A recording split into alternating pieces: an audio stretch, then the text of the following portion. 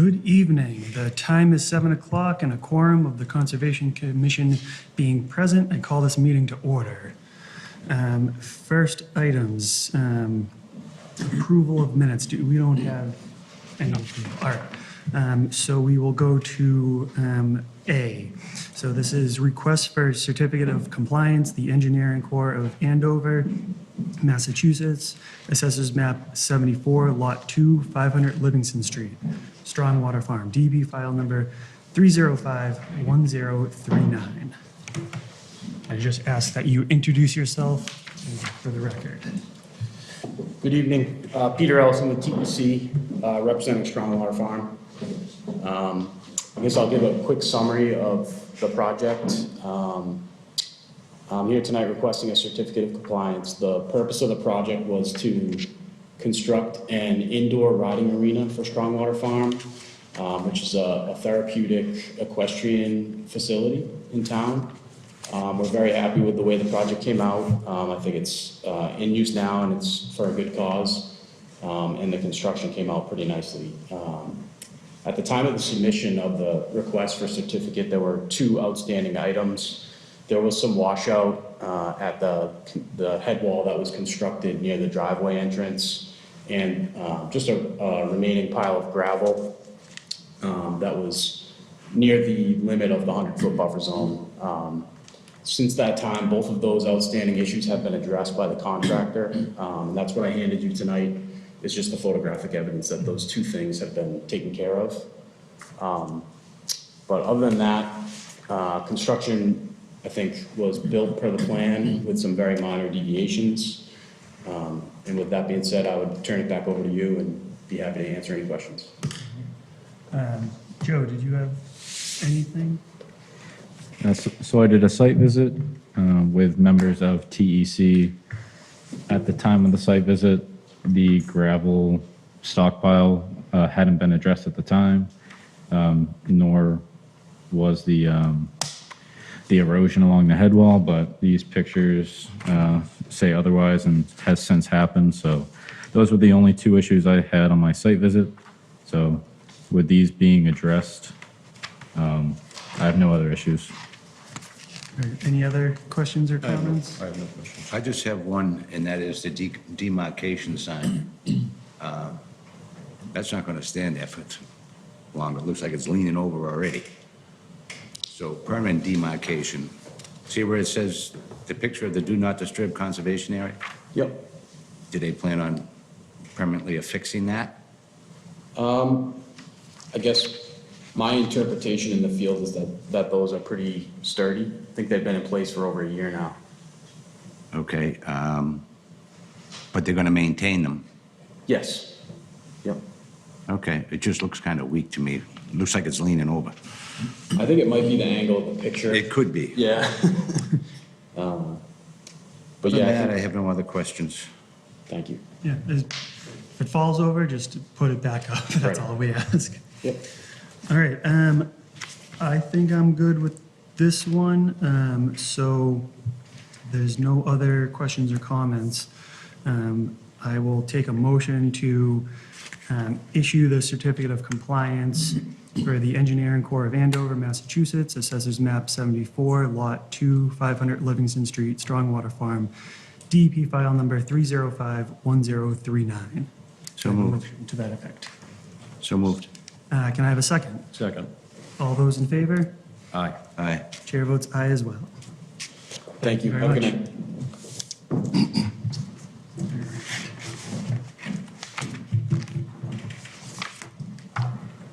All right, this is a public hearing, request for determination of applicability, Gora Banerjee, 55 Memory Lane, assessors map 89, lot 38. Could you please introduce yourself for the record? So I have to speak something. Just have to introduce yourself for the record. Okay, so I own a piece of property on Maple Street, 55 Memory Lane, actually. And consists of a small little, very old ranch house right next to it, a barn, and attached to it, a small apartment. And the health department And Attorney General's office has ordered me to demolish all those 3 structures. And I'm all ready to go meet the permit. And I'm sorry, could you just state your name for the record, please? Oh, I'm not too familiar with this stuff. Yeah, that's fine. My name is Gora Banerjee. All right, thank you. All right, if you're all set, we can take some questions or comments and stuff. If you have nothing else to say, I mean. Just one thing that the latest 5 years ago, the determination by Norse Environment and a consultant appointed by the town had determined that the nearest wetland flag is 115 feet away from any line of those buildings. So I'm waiting for your approval to demolish the houses. And then next week, it'll be all done. All right. Joe, anything to state for this one? Sure. So for this project, he's being ordered by the state to demolish his house. There's been several wetland delineations over the course of 20 years. 2 out of 3 over those 20 years had flagged wetlands differently. Some flagged it within or 90 feet to the closest one. But he is correct that the latest delineation conducted by Bill Manuel in 2016 or 2015 did mark it like 110 feet to the closest wetland line, but just considering that wetlands change over time, and I thought, having the applicant do an RDA process just to have the commission review the project without doing another delineation might be the best bet here. But otherwise, I went out to the site. Wetlands are, about 100 feet away, so it's without doing an actual survey, I can't get a definitive boundary, but otherwise, I don't have any issues. All right. My only question, so the original one from site plan from 1999, there's the existing foundation that it's not shown on any other maps. Is that because it's gone, or it's just not under the purview of knocking anything down at this point? I didn't see anything out there. All right. So it's just the house and the barn with the apartment, right? Correct. Was there once a third structure on that property? Not that I know of. All right. Okay, Is there a septic tank on the property? there is. Yes. That is probably, to my knowledge, it might be part of the work is to abandon that septic tank. So, yeah, To my knowledge, if you're going to demolish the house, you might also have to abandon your septic tank in accordance with Title V. Pumped out last week, and Yeah, the contractor will smash it. All right. so that's about 10, 15 feet away or from the rear of the dwelling. Has not been used one of them hasn't been used for 10 years, All right. and the other one about a year and a half. All right. Any other questions or comments? I have none.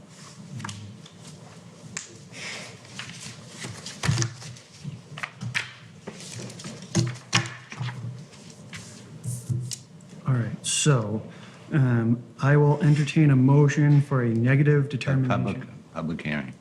Oh, yes, sorry about that. You were correct. This is a public hearing, so if there's anybody here who would like to speak on behalf of this, or not on behalf of this, but about this, now is your time to get up and speak. Not seeing anybody run up to the podium.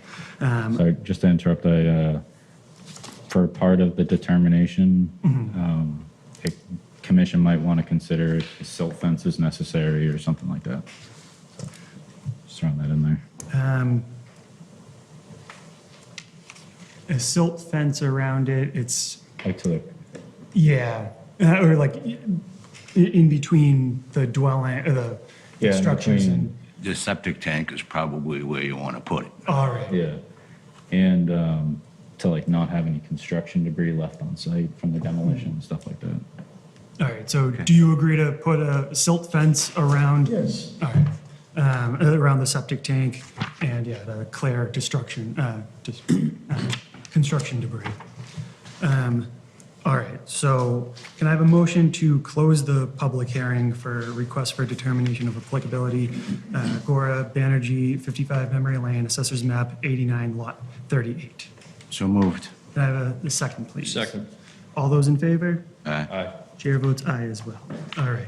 And now I will entertain a motion for a negative determination of applicability for Gora Banerjee, 55 Memory Lane, Assessors Map 89, Lot 38.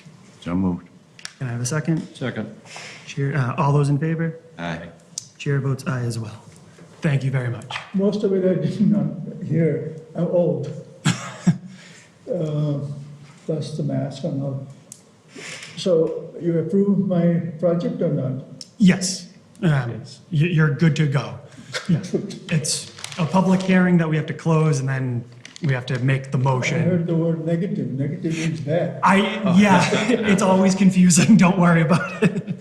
So I'll stay in touch with you. The commission approved the project. The permit hasn't been issued yet, so I'll stay in touch with you. Tomorrow or Monday. Yeah, I'll yep. come and get your signature. Okay, yeah, I'll coordinate with you to pick up the permit tomorrow or the next day. I'll stay in Probably touch. Monday. I'm not feeling very well. Okay. All right, sounds Thank you. good. Thank you very much. All right, next up is a public hearing, request for determination of applicability, Katie Rametta, 40 Secor Way, Assessors Map 34, Lot 115.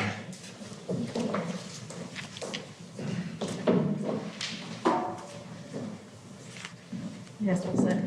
Could you just state your names Sure. for the? Katie Rametta. Mike Rometta. Do you have anything to say?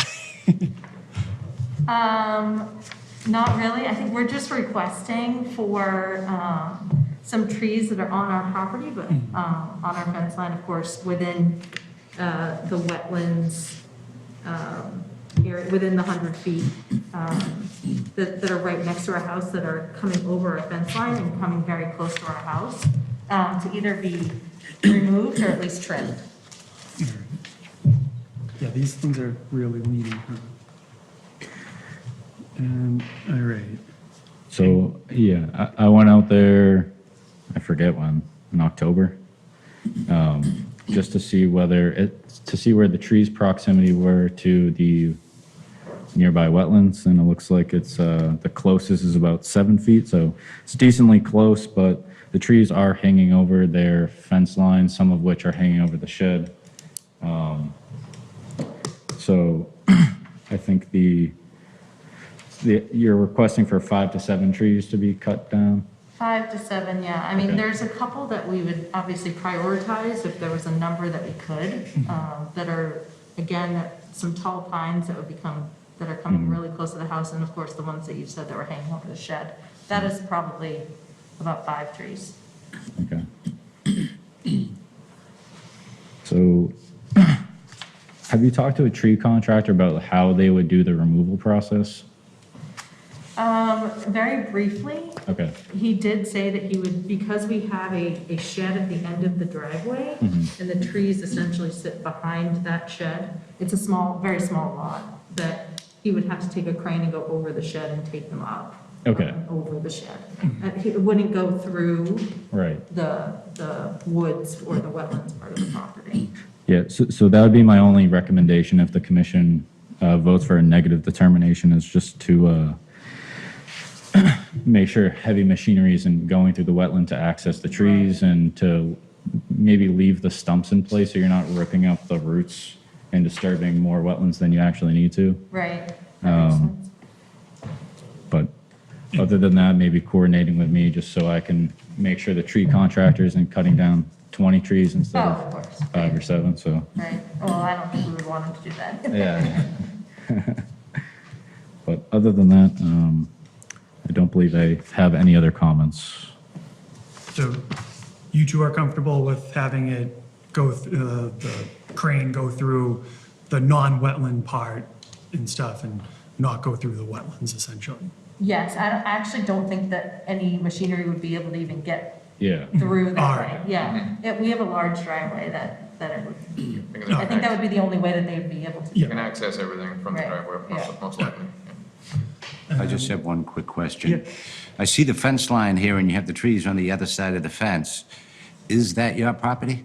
Yes. It is, Right, okay. from what, we first started this process thinking that it was town property, but it is our property right near the fence line. Okay, I wouldn't want you to be cutting down somebody else's tree without Understood. permission. That's all I have, Mr. Chairman. Any other questions or comments? No, I'm all for it. Pine trees are bad. Get your house, so, I love trees, but yeah. sometimes they do have to go. Right, The big problem also is in the spring and the summer is their ecosystem that all the nature lives in. It keeps on getting closer and closer to our house, and I think some of nature is getting confused with the wetlands and our house. My car, I mean, we got possums coming into our Oh, wow. car and having the damage that Yeah. it's already created, you know, they can't differentiate. So the closer the nature it gets, the more problems we're having with, you know, So you are removing anything that you cut, you're removing off premises, off site? yes, if we're moving, yes, Yeah, yes, okay. it wouldn't say that, Okay. yes. All right. This is a public hearing, so if there's anybody who would like to come up and speak about this, not seeing anybody run up to the podium, I will request a motion to close the public hearing for the request for determination of applicability. Katie Rametta, 40 Sikora Way, Assessors Map 34, Lot 115. So moved. Can I have a second? Second. All those in favor? Aye. Chair votes aye as well. All right. And now, for the actual request for determination of applicability. Could I have a motion for a negative determination of applicability? Katie Rametta, 40 Sikora Way, Assessors Map 34, Lot 115. So moved. Can I have a second? Second. All those in favor? Aye. Aye. Chair votes aye as well. Thank you. thank you, gentlemen.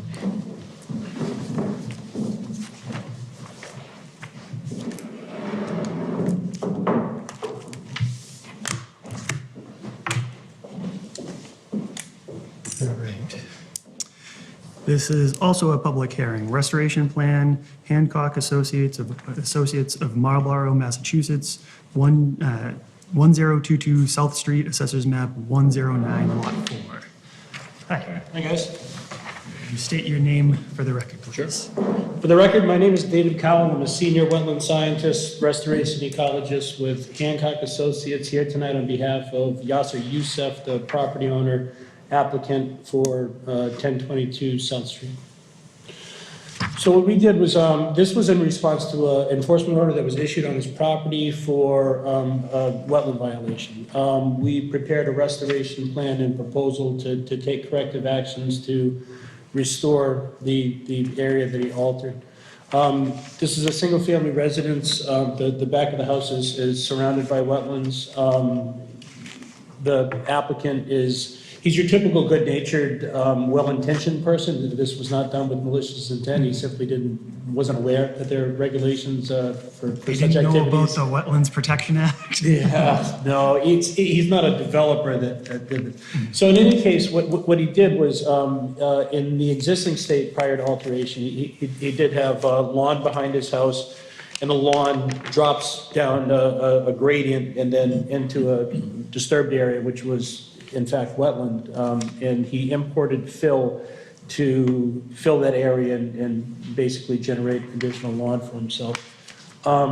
I believe he was told to stop prior to spreading all of the imported material out there and seeding it. So in the state that it's in now, well, let's talk about the resource areas. First of all, the entire property is mapped below the map 100-year floodplain elevation. We We verified that via elevational survey. So pursuant to the standards for bordering land subject to flooding, there can be no fill at all without one-to-one compensation.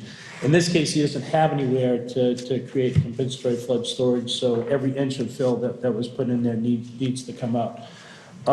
We don't know definitively how much fill was put in there.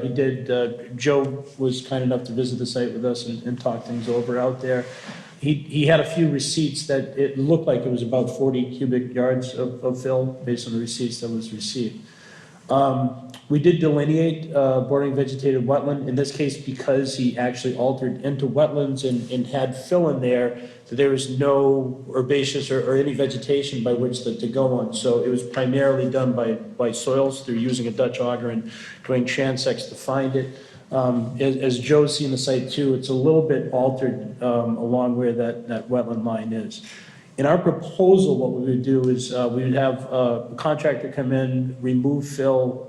That fill would need to be witnessed by a wetland scientist or a soil scientist in observation as they begin to bring back the fill where they encounter native material beneath it. So they basically, somebody such as I or somebody else would witness as they come out until they get down to parent soil material. Once they get down to parent soil material again, we would revisit our wetland line a little bit to ensure that there's no buried hydric soils that we weren't able to find during our wetland delineation. And then we have a restoration plan for the wetland alteration.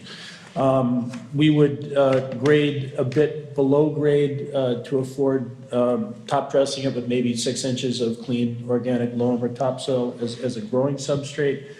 We have a planting plan. I based shrub plantings based on, I think it was 6 foot off centers, and we carried 30 total shrubs, 3 different species, which I think was high bush blueberry, common winterberry, and some silky dogwood. We proposed some herbaceous plants, which would be plugs of ferns. We carried 50 sensitive fern and 50 cinnamon fern. Excuse me. And then we plan to seed it with, I proposed a blend of New England wetland seed mix from New England wetland plants and New England wet restoration mix. I explained to Joe that the wetland seed mix is commonly used in restoration projects. It's full of native species that are wonderful. They're a bit slow to germinate though. I've used them on other projects and I've gone back a year later and I didn't witness it. I was like, wow, we just paid $135 a pound for nothing.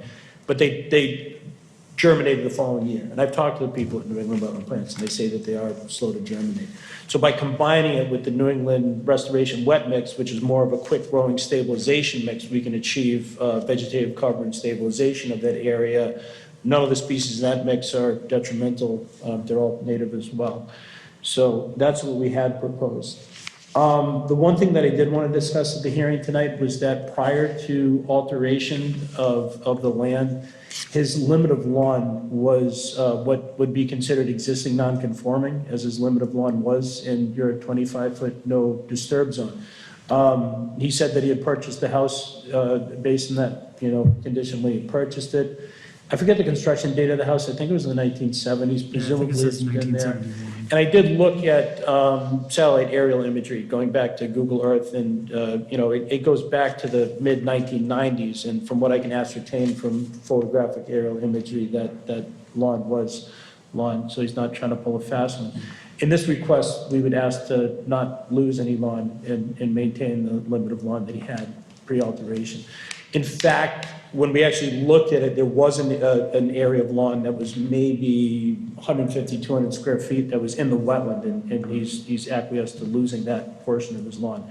But he is concerned that it would be too draconian to lose all of his lawn, so that's part of our request. If necessary, what we didn't put in here, but what I'd be happy to offer is that we would have some demarcation of the limit of lawn so that he doesn't encroach anymore, whether that be pheno markers with conservation markers set in the ground. or boulders or a hedgerow or something of that nature to prevent, every time he mows his lawn, I don't want him to mow a little deeper into the wetland every time. So that's what we have to offer. And with that, I would field any questions that you guys may have on this work. When you're removing the fill, Yep. how many inches at a time do you go down, like to sample if you are Right. finding organic? That's a good question, yeah. And I was talking to Joe about this. It really pays to have an experienced operator in these cases. You know, if somebody who's just got their operator's license can be really heavy on these things.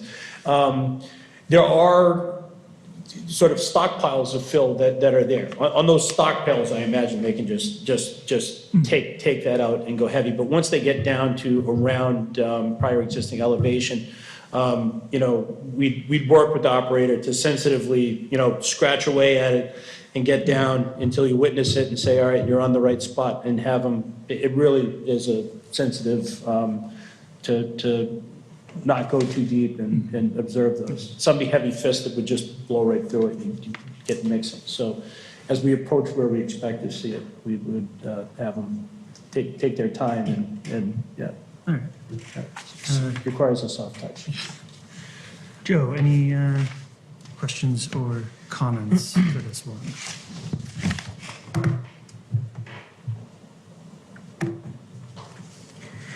So, as discussed during our site visit, I had a inquiry about determining pre-elevation conditions, and just for the commission to know, there's really no good way to determine pre-elevations after the alteration has occurred, and I was inquiring about that to see if it was possible to restore existing grading to meet performance standards with bordering land subject to flooding.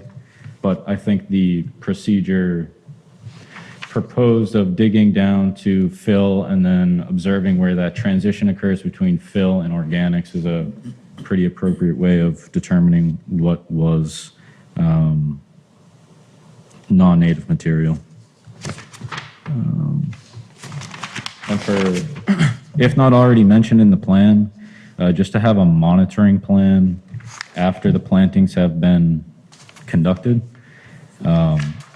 to achieve at least 75% vegetative growth over the course of 2 growing seasons, with annual monitoring from you or another qualified individual to evaluate the success of the plantings.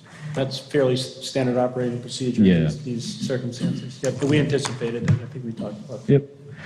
And then, yeah, if might be redundant, but if after those 2 growing seasons it's not achieving, it's still on the homeowner to ensure that it eventually achieves 75% growth. Yep. And then it's up to the commission about make posts along the BDW boundary. For the, once the work is complete, just have a as-built plan, just to ensure that everything that was proposed within the restoration plan actually was conducted in the right volume and spatial area. And I believe you have a stamped plan. We do, yeah. I sent that to you today. I made 4 copies of you asked to have it stamped by our PLS. Yeah. So if you want a copy, I sent you 1 electronic copy. I made 4 of these. So this is Greg Gould is our PLS that conducted the survey. He just qualified that it was for existing conditions, which is the underlying plan, and then I stamped it with my pointless wetland scientist plan for the restoration plan on top of the underlying. I have a question, Mr. Ch. Is that shed and wood pile still there? It is, yeah. So the shed is in the 25-foot no disturb zone? Again, we believe it was existing non-conforming, having been there for a long time. He inherited it when he bought the property. If it is a sticking point, I can talk to him about moving it to vacate the 25-foot with that. I prefer to have the wood pile and the shed removed from the 25-foot no disturb zone. If he's going to end up using the other part of the 25 disturb zone for for a lawn. I prefer that out of it, because it's no disturb, so every time he Right. goes to get wood, he's disturbing something. Sure. Yep, understood. Yeah, no, I can, I don't think that's off on the table. Of course, I can't answer on behalf of the applicant, but I'd be very happy to talk to him and see if we can find an amenable place to relocate the shed and the wood pile to vacate the 25-foot no disturb. Okay, that's all I have, Mr. Chairman. Any I'm other good. questions? One other question. So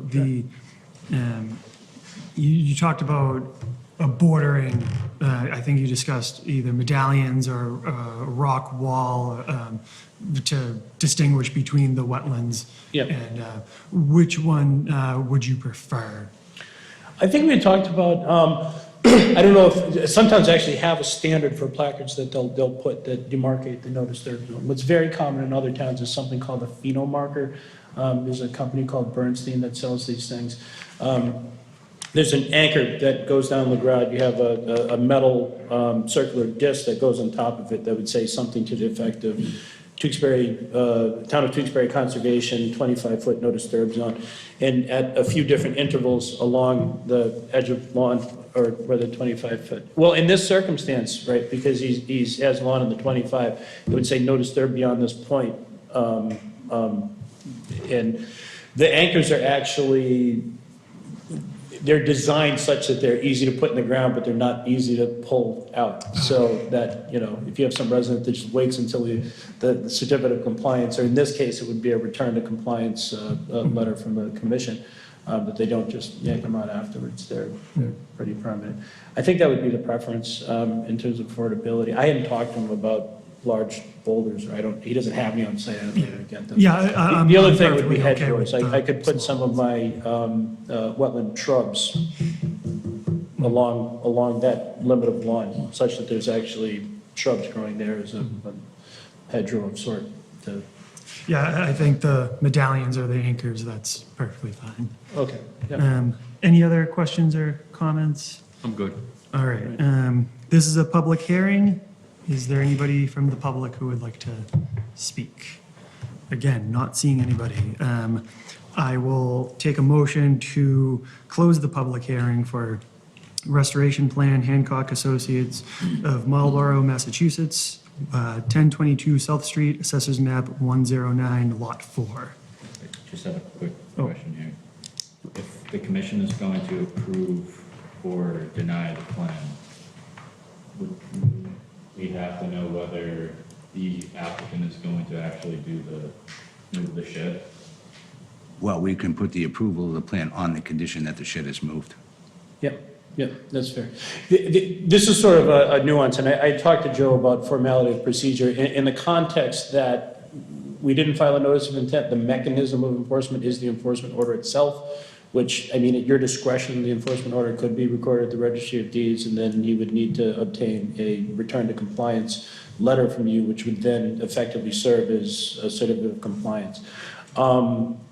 That being said, yeah, I anticipate that I would go back to my client and make some plan revisions to denote that the shed and wood file will come out of the 25 and to add the pheno markers to the plan. I should be able to turn that around in short order. Whether or not as a formality you guys want to close the public hearing on this matter or continue it, I don't think any of this work will be done until spring anyway. He did say that he wanted to get the fill out of there as soon as possible. We're sort of in a transitional area now in winter condition where if we get a heavy snowfall, that would certainly complicate things. And especially as it pertains to finding the underlying layer, I wouldn't advise doing that under frozen ground condition, just that you can't really get a Dutch auger in the ground and you lose texture and it's more difficult to appraise those. So I would advise my client to, it is, I wouldn't say temporary stabilized. He does have a silt fence that he installed. I think that he installed that once he was told to cease and desist. And I think it would overwinter in the condition that it's in. But he wouldn't perform the restoration aspects of this until seasonally appropriate in, say, April or so. That was my point, is whether you would want to go back to your client first before closing the public hearing. Yeah, let me at least discuss those items to see if, to ensure that there's not any staunch pushback from him, in moving the shed or the wood piles. Okay.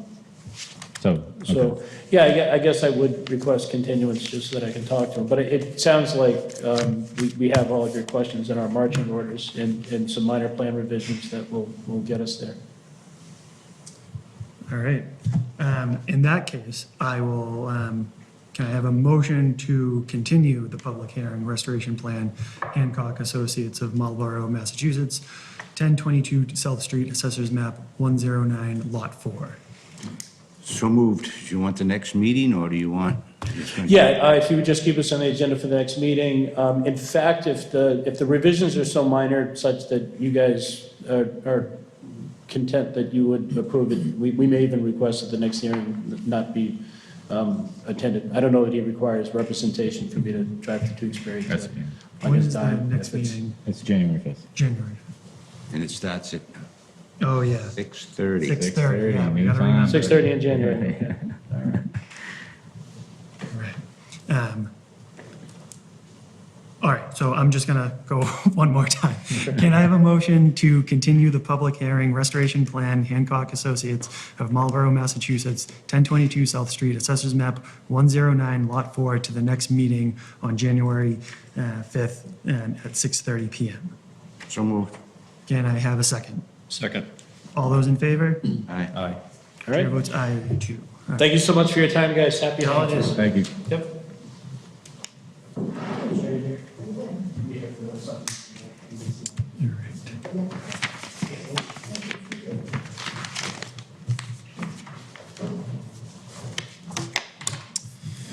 All right, next one. Public hearing, abbreviated notice of resource area delineation, Civil Design Consultants, Inc. of Andover, Massachusetts, for 1167, 1177, and 1187 Main Street, Assessors Map Lot 61-1, 61-105, and 61-107, in addition to 42 and 44 James Street, Assessors Map Lot 60-4 and 60-6, DEP file number 48. Please state your name for the record.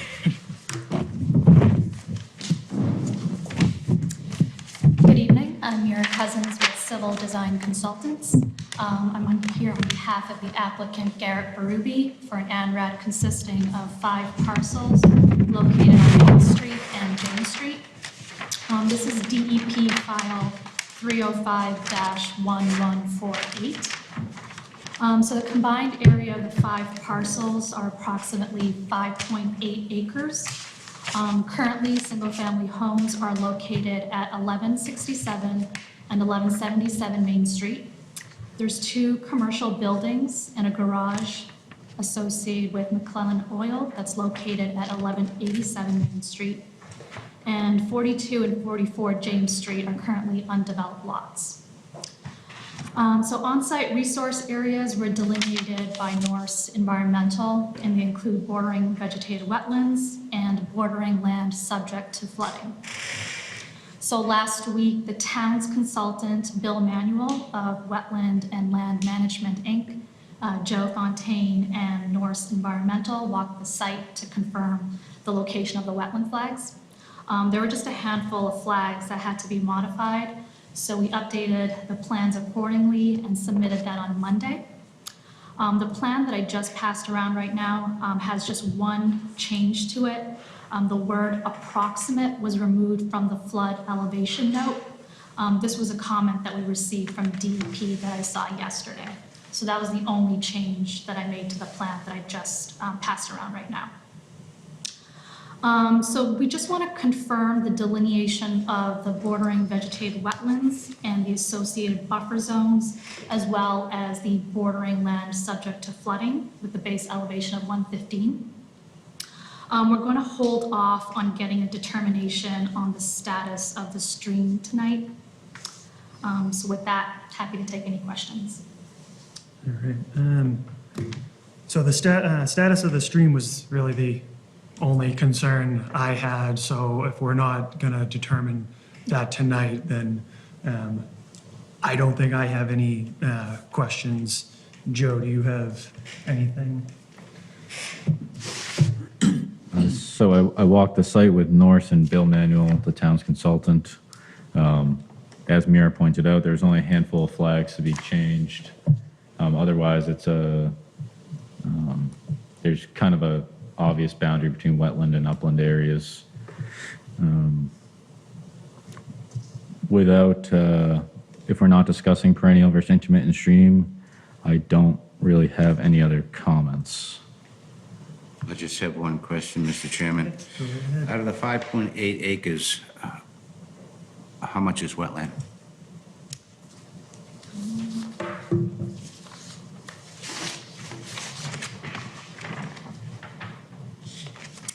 Don't have that information off the top of my head here. Okay, we're going to be continuing anyway, so if you can find that information out, would be appreciated. We weren't planning on continuing if we just get a confirmation of just the wetland delineation and the land subject to flooding. Okay?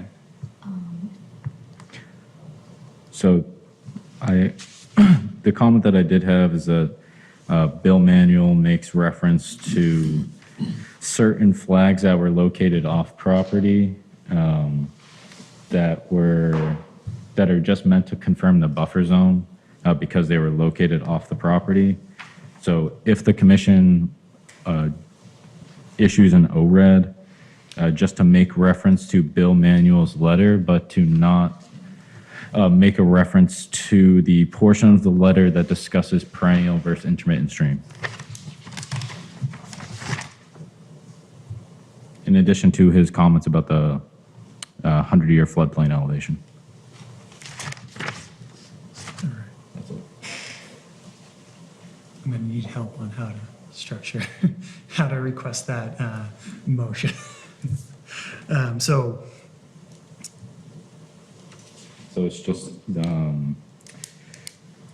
so if the commission is to approve it, it would be the approval for the issuance of an ORED relative to wetland flags on the most recent site plan, but also making reference to Bill's letter from December 14th, 2021, only regarding bordering land subject to flooding, wetland flags, and buffer zones. About the stream. He talks about the stream, but But you wanted to eliminate that from the motion, correct? yes. So, according to DEP, they're saying, I'm not sure, it sounds like you agree with this, that this ANRAD is not requesting anything about the streams. Originally, I think we were under the impression that the streams were part of it, and so if we were to make to approve it or make a negative determination, approve it, it would have to be excluding the streams. But because it's not even part of it, then at this point, we don't even have to mention it besides Mr. Manuel's letter, in which we would exclude only that part of the letter. That's what I was getting at. All right. So just for reference, the part of the reason why the stream status is being put on hold for now is because there's a specific regulatory citation in the WPA where you have to have photo documentation of the stream for 4 consecutive days over any 12-month consecutive period, showing that it's a dry stream bed. But that citation has not been satisfied yet. So just for the commission's reference. Is it 4 consecutive days, or is it 4 days in any consecutive 12-month period? Nope, it's 4 consecutive days in any 12-month consecutive period. All right, it's both of them. All right. Excluding drought. Yeah, excluding drought. All right. Yep. Because it seems like most people would think that this is a intermittent stream, but you have not, nobody's approved or proven by this definition that it's not. So it's, all right. All right, so this is, any other questions or comments? I'm good. All right. This is a public hearing, so if there's anybody from the public who would like to come up and speak about this. One question. Could you just go up and introduce yourself?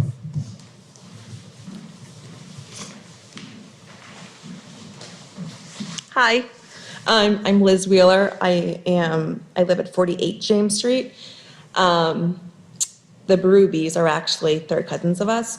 But my only question is, what is the end goal of why testing wetlands, I guess? What's like the big goal? Like, what's the end result? This is always a fun question. Sorry.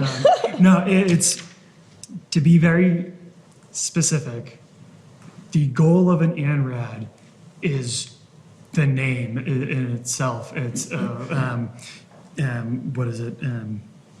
An abbreviated notice of resource area delineation. It's marking the wetland flags. If you would like to speak on anything else about this, I will gladly allow you, to speak on it. But my understanding of ANRADs is it's the wetland flags. We can't, if we were to discuss anything beyond that, we're discussing a different Gotcha. notice of intent, and that's inappropriate for us to discuss right now. Yeah, So it's these wetland flags in this area. okay. But if you have anything else you would like to say. Well, you explained it perfectly, yeah. Okay, thank you. Sorry, I can't go into any more detail than that. I'm curious to see what they're doing. One of the houses is actually our grandmother's house, so just curious. All right.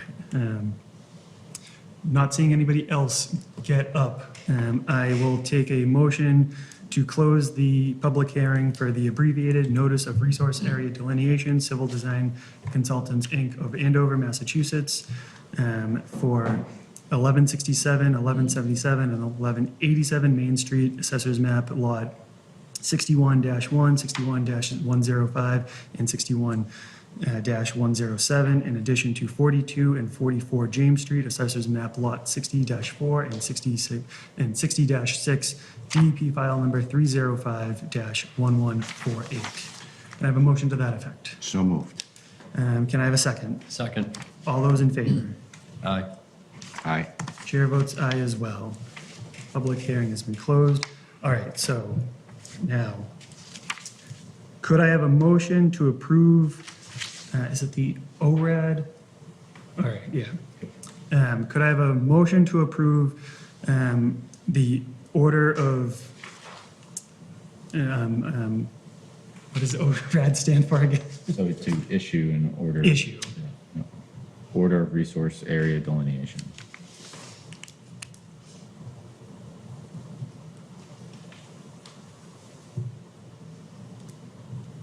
All right.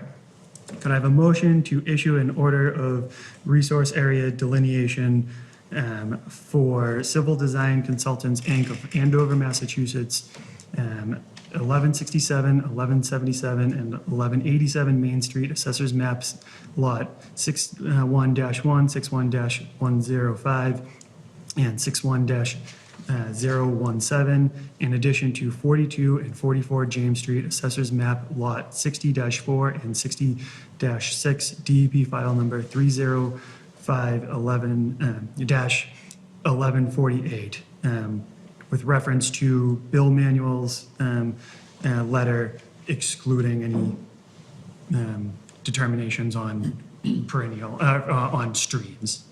Can I have a motion to that effect? So moved. Can I have a second? Second.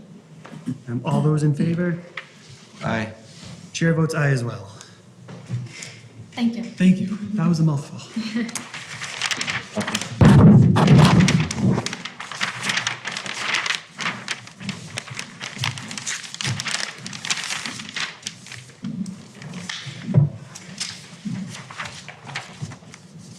All right.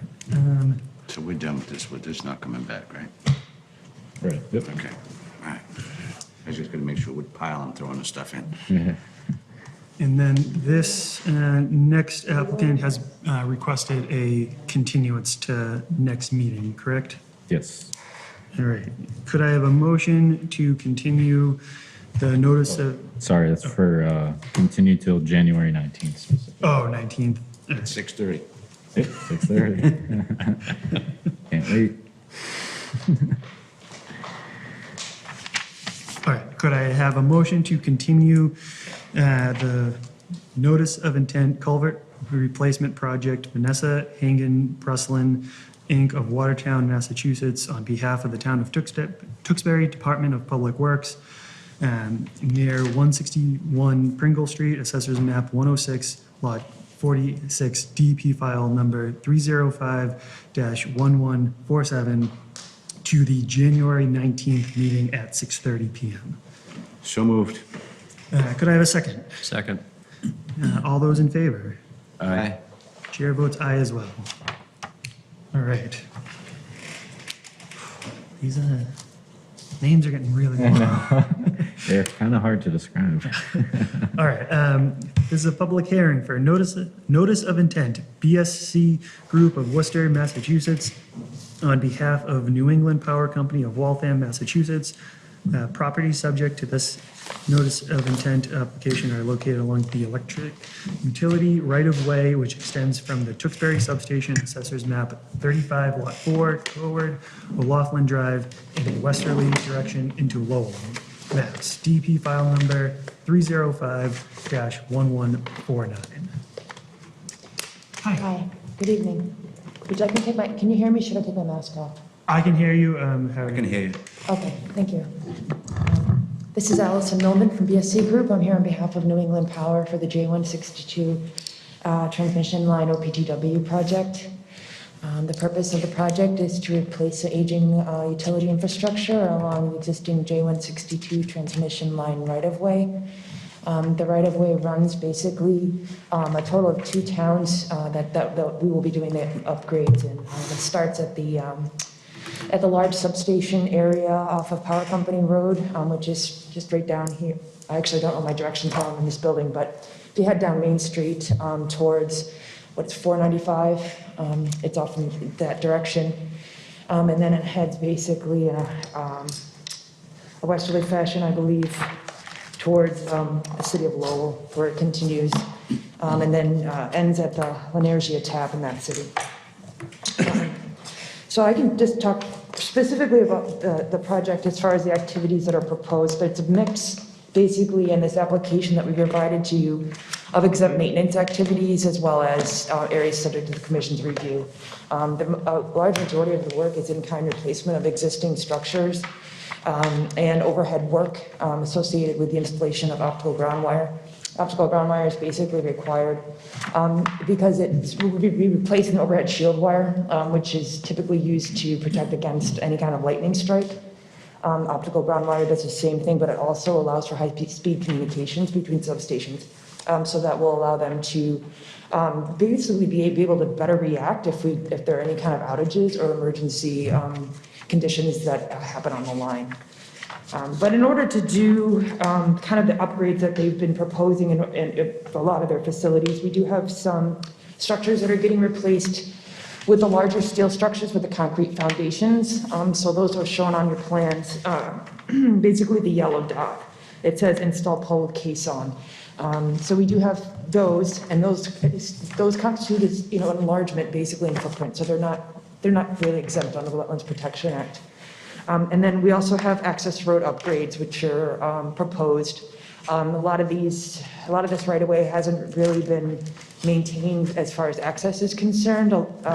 And so they are proposing some widening, refreshing, as well as in some areas, there's absolutely no road base left there at all. And they're proposing to place stone down. In order to be able to get the larger equipment, the big overhead cranes and the concrete trucks in to complete the work. So as far as resource area is concerned, we do have the existing right-of-way does cross multiple multiple resource areas, so they are basically unavoidable, and that's why we always discuss the limited maintenance project provision of the Wetlands Protection Act, because basically avoidance and minimization is impossible in these circumstances. So when they do have to work within bordering vegetated wetlands, we propose the temporary swamp mats, which are placed down, that will basically distribute the weight of the equipment, prevent rutting, and prevent a lot of the compaction of the wetland soils. And most of the time, they can lay them right down on top of the soil, on top of the vegetation. And then we keep that native seed stock that's already there, the root balls, everything like that. And then when they remove the mats, a lot of times it's, basically it restores itself after a growing season or so. We also have some work associated with the riverfront area, and that's the whole brook that's out behind Gold's Gym. Oh, I'm sorry, I keep hitting this. It's out behind Gold's Gym. Work within riverfront area, we are proposing a structural placement with a larger caisson foundation, as well as some road improvements and some minor grading in order to get the trucks in there. One thing I'd like to mention is that because of some of these larger foundations, we do have permanent fill associated with this project, but I'd like to basically point your attention to page 6 of 7 and 7 of 7. There's that large, I think it's called Great Swamp, that's there behind Gold's Gym. They're proposing to remove the two structures that are actually in that swamp permanently. So they will no longer have to go into that swamp to maintain them or do any kind of future work in that swamp. So, and then also with taking consideration, structures, the structures that are coming out, the net fill of permanent impacts to bordering vegetated wetland is about 36 square feet. So I just wanted to mention that to the commission, make sure that this is an acceptable path forward. My opinion is that a replication area of 6 feet by 6 feet it causes more impact than good, because we do have to tie into an existing wetland. So it disturbs more, I think, than it provides benefit. And then also the fact that, they're committing to no longer having to mat on this line in Great Swamp in perpetuity, I think that's a better benefit than a replication area. And I guess finally, I'll just bring up that we do have one new structure associated with this project, and that's a new switch structure. It's shown on page 7 of 7. These switch structures are something that the company's been installing in the last couple of years. The purpose of these structures is basically to give them access to shut off and sectionalize portions of lines during emergency and maintenance activities. So it actually sectionalizes the line. So instead of having to take out like a long stretch and perhaps causing brownouts or anything like that, they're able to there's actually like a manual switch that they're able to shut down powers in sections so they can do repairs or whatever is needed on those lines. That's the purpose of the switch structure there. And that's located within the 100-foot buffer zone, as well as the 100-foot buffer for bylaw, which is shown as the salmon-colored line there. So at this point, I'll take any questions or comments the commission may have.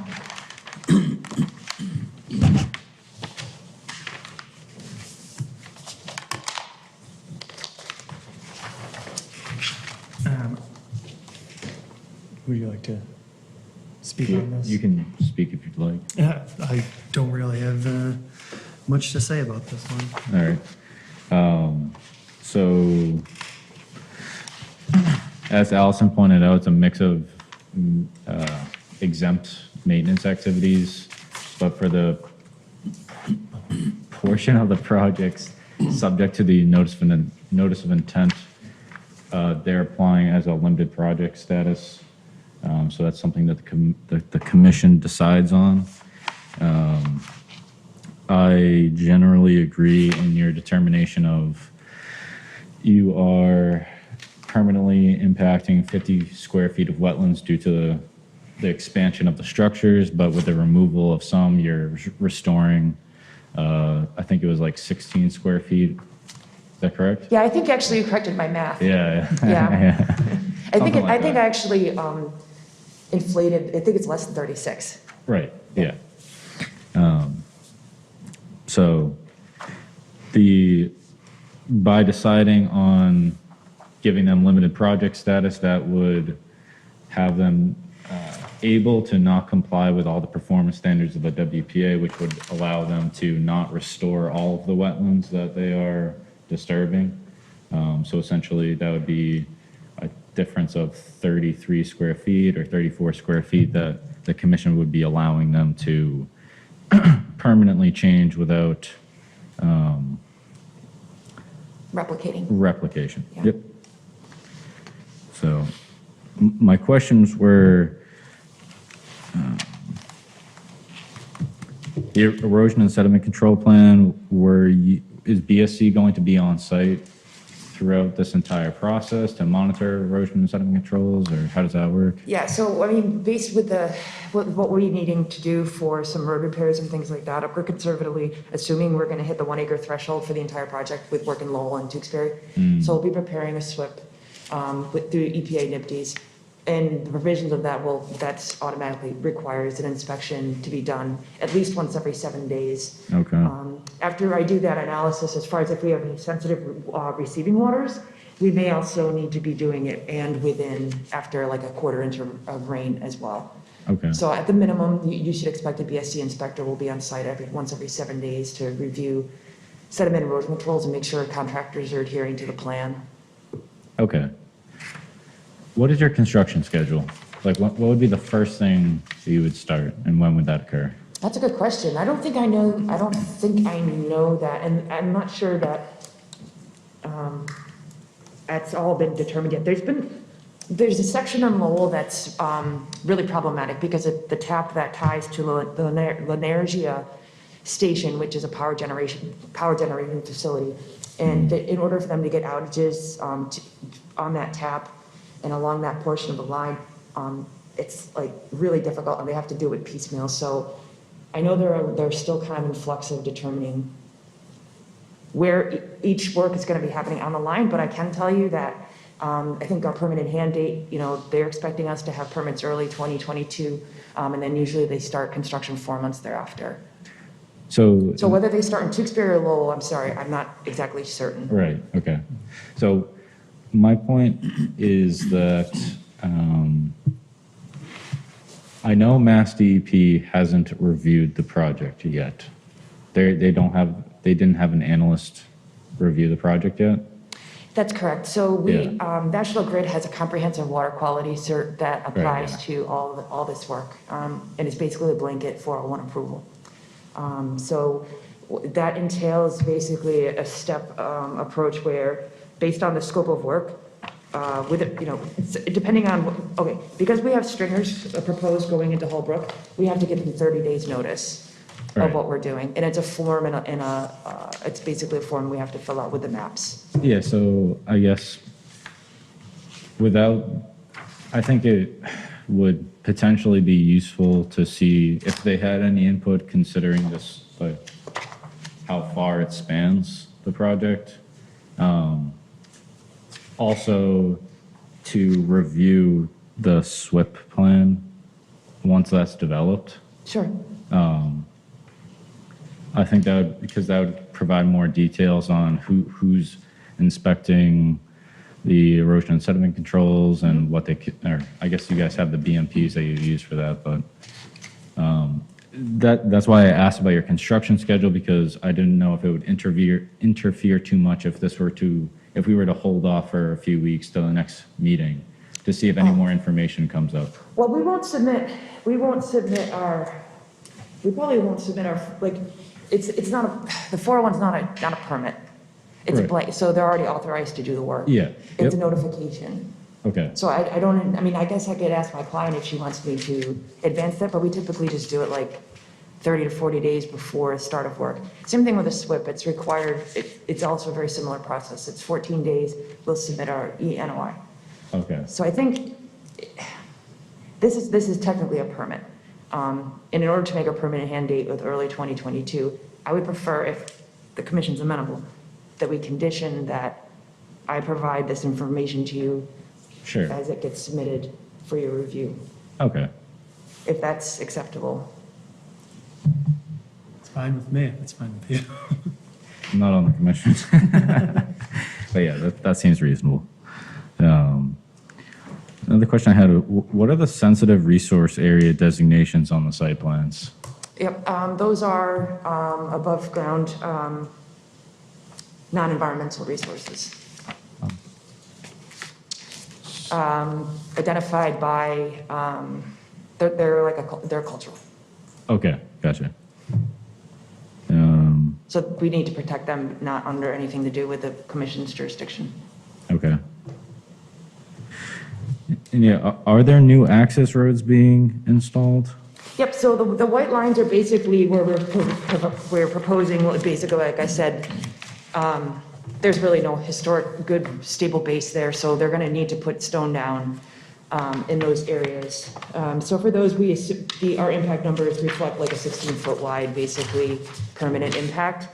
The red areas are basically where there's a road there already, they just need to do some minor repairs or mow and maybe widen a little bit, and so grade a little bit on the edges and add stone. So those we assume 2 foot either side impacts for the linear length of the road. Okay. Most of these aren't most of the white roads are not in regulated resource areas. Okay, that was accounted for in the notice of intent. I think in my notes here, I have that the notice of intent just seemed to make reference to expanding pre-existing access roads. That's correct. So New England Power maintains that because there are existing facilities that have historically been utilized and accessed in order to construct, they are access roads that have been used in the past.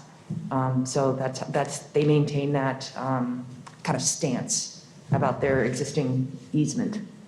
Oh, so they are pre-existing? They're saying that at some point in time, their stance is that at some point in time, equipment traveled down that right of way to install that existing structure. I see. Therefore, that's an existing access. Oh, okay, I get, Yeah. okay. But again, I accounted for all 16 feet of impact associated with the stone, because there really is no historic base that is discernible. Okay. And for clarification, it was structures 4, 6, and 7, which were to be permanently removed? I believe it's just, let's see. I had sent these responses in the email. What's that? I said I sent these responses in an email to you. Oh, I did not get that. You didn't? I don't think so. Oh, no, I'm sorry. You should have prompted me again. Oh, I apologize. That's okay. Let's see, which one is the permanent one? I think it's 4. So proposed structure 4 is the only one that's actually within the wetland boundary itself. That's on page 5 of 5. Old 4 is getting removed and nothing new put there, but it's outside of the wetland. And old 8, 7, and 6 are getting removed, and 5 is getting not placed in the wetland. Sometimes it's tough with these because the scale, in order for you to actually see the footprint of the pole, is way bigger than it is in real life. It would just be like a pinprick. It's Okay. like 6 foot diameter, so it would. So sorry, was that 4, 6, and 7? The only structure proposed in new structure in wetland is new structure 4.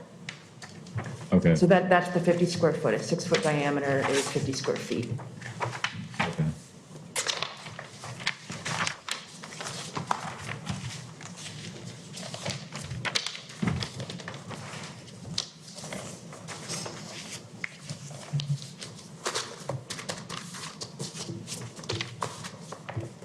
So yeah, I guess if you could just, I didn't see that email, but if you could just let me know what structures were contributing to the 16.5 square feet of restoration. Oh, sure. That'd be good. Yeah. Just so when I look at this project a year from now, I know what to look for. Yeah, no problem.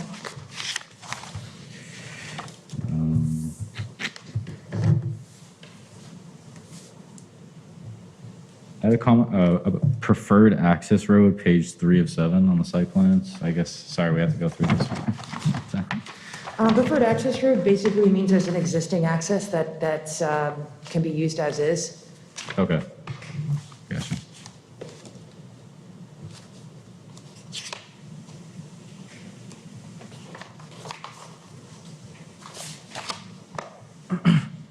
So I know BSC Group does a lot of work for National Grid in town. For a project of this size, do you guys do like monthly or some sort of periodic status reports about where you guys are? I can. I think a lot of commissions really like to see, we do a weekly inspection with photos, a photo log. Okay. And we share those with commissions all the time, and then we just send them out, like, we need to send them out anyways to our client, and it just documents like the compliance. That would probably be the easiest thing, and then you guys would actually have photos and things like that and see what's going on, and, Yeah, yeah, weekly or monthly would be fine too. So, okay.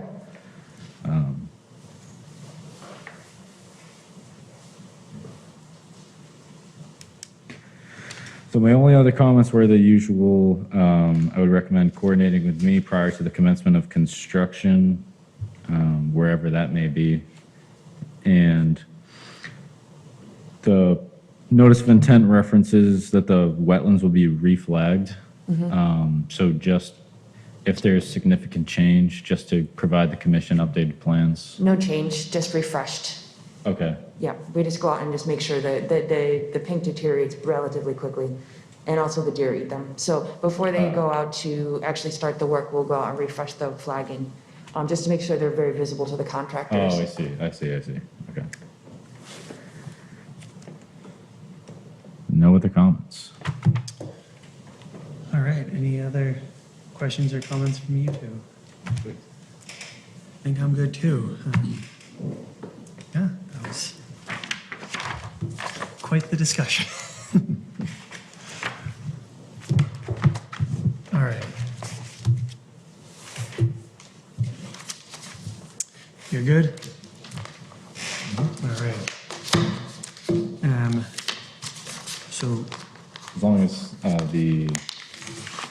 would recommend making, conditions for me to do the inspection, for the monthly, at least monthly status reports.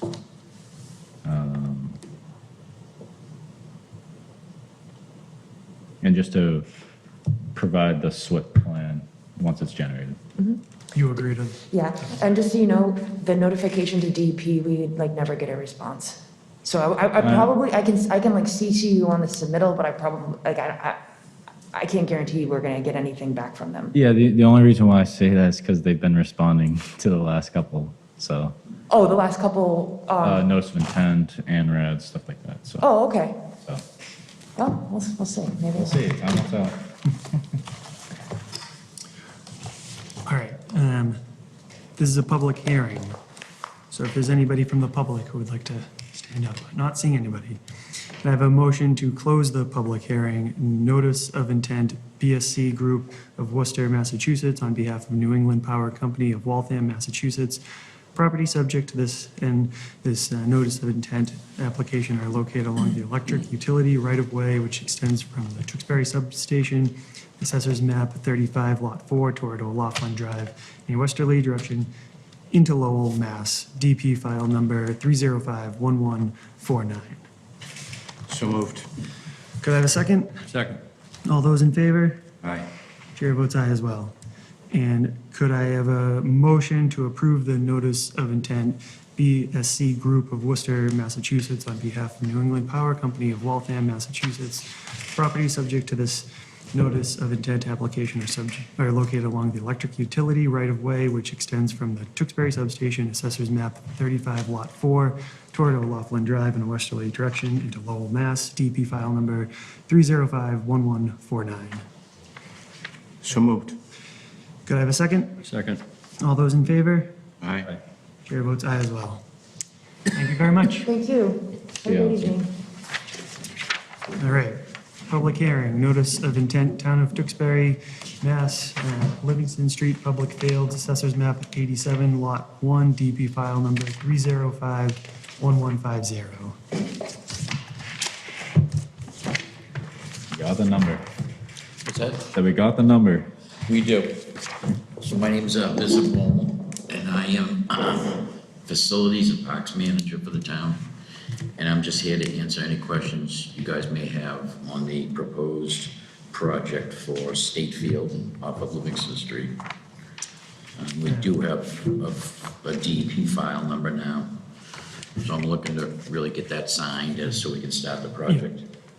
I think we discussed this pretty thoroughly last time, so I don't have any follow-up questions. If you, Start tonight. yeah. All right. This is a public hearing, so I don't see anybody in the public coming up. So can I have a motion to close the public hearing? Notice of intent, Town of Tewksbury, Mass, Livingston Street, Public Fields, Assessors Map 87, Lot 1, DP file number 3051150. So moved. Do I have a second? Second. All those in favor? Aye. Chair votes aye as well. And could I will entertain a motion for a notice of intent, Town of Tewksbury, Mass, Livingston Street, Public Fields, Assessors Map 87, Lot 1, DP file number 3051150. Could I have a motion to that effect? So moved. Do I have a second? Second. All those in favor? Aye. Chair votes aye as well. Thank you very much. Thank you very much. I appreciate it. Have a good night. Good luck. Meeting's not yet over. Old business, No business. I think new we have, business. So I actually do have new business. Just a violation notice issued for 127 Fisk Street. This was yesterday, or today I issued it, but it was late 2 days ago. Wait, no, late yesterday. They were digging a trench out to their backyard. There was a water main break in front of their house. It kind of tore up their driveway. There's a drain at the end of their driveway, and they want to extend that drain out towards, like, within the buffer zone of wetlands. So I'm working with them just to bring them back into compliance. All right. okay. I don't know if this is old business or not, but just a reminder about the 6:30 again. Yes. Make sure the advertising that goes in the newspaper also says 6:30. Yeah. That's a good call. I'm Yeah, about to that's- send a legal ad tomorrow, so. So I just want to make sure that we're all on the same page, that the new time frame is 6:30. And I knew I was going to have to remind you, because Do you hear that, everybody? 6:30. I know. I'm sure so many people are watching this right now. All right. Any other new business or admin reports? Do we have a fifth member coming on anytime soon? So we have 3 applications to my knowledge, but the application is held, or that goes through the Board of Selectmen? Board of Selectmen. Yeah. So I haven't seen the application. That's what I just wonder if we're going to start interviewing. It was like I said before, if we were short one guy here tonight, we're in trouble. Yeah. You know? Then you'd have to explain to everybody out there why. All right, that's all I have. All right. Could I have a motion to adjourn? So moved. Can I have a second? Second. All those in favor? Aye. Chair votes aye as well. Thank you very much. Next meeting is January 5th at 6:30? Yes. All right.